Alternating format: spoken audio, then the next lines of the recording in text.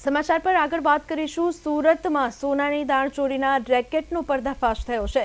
સુરત એસઓજીની ટીમે એક શખ્સને ઝડપી લઈને તેની પાસેથી 24 લાખ રૂપિયાથી વધુની રોકડ રકમના સોના સહિત 27 લાખ રૂપિયાનો મુદ્દામાલ જપ્ત કર્યો છે।